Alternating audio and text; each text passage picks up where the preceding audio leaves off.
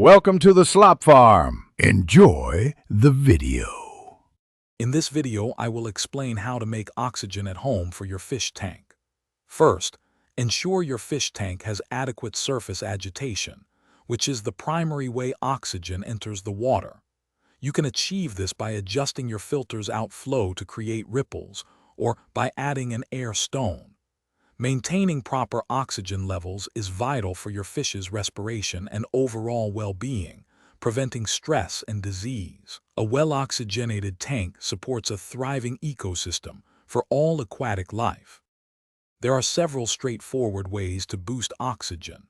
Adjusting your filter's outflow to break the water surface is highly effective, creating more surface area for gas exchange.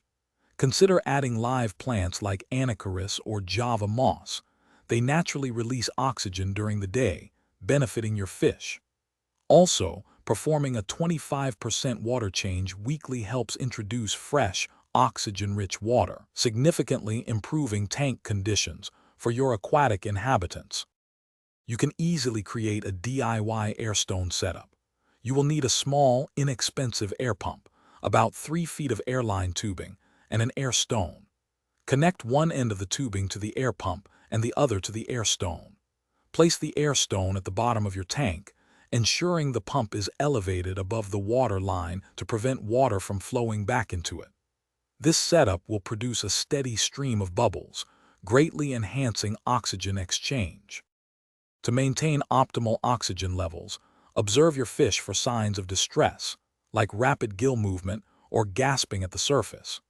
Overfeeding can quickly deplete oxygen as uneaten food decomposes, so feed sparingly, perhaps 2 to 3 times a day. Ensure your filter media is clean and perform weekly 25% water changes. These simple practices will help keep your tank well oxygenated and your fish healthy and happy for many years. Thanks for watching. Consider subscribing if we helped you today.